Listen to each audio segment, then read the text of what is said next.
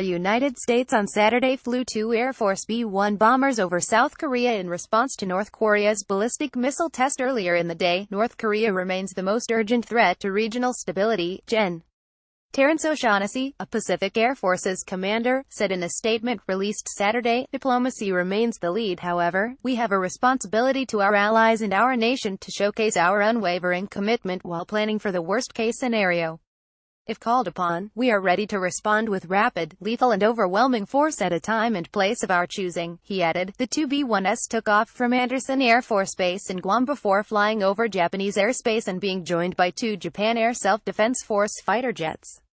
The B-1s then flew over the Korean peninsula and over the Osan Air Base in South Korea. According to the statement, the mission lasted 10 hours and included formation and intercept training. The display of force comes after Korean leader Kim Jong-un said his country's second flight test of an intercontinental ballistic missile, ICBM, showed it could hit the U.S. mainland. Kim expressed great satisfaction after the HWASONG-14 missile traveled 620 miles and reached a top height of 2,314 miles before landing in water off Japan's coast, Korean Central News Agency said. According to the Associated Press, the state news agency said the test was intended to confirm technical aspects of the missile, such as its range, and it could be used to deliver a large-sized, heavy nuclear warhead. Kim was quoted by the state news agency saying that the test put the entire U.S. mainland now in range for a missile and underscored the country's ability to fire at random regions and locations at random times. According to the AP, the U.S. and South Korea fired missiles into waters off the South Korean coast on Friday in a show of force to North Korea following its missile test.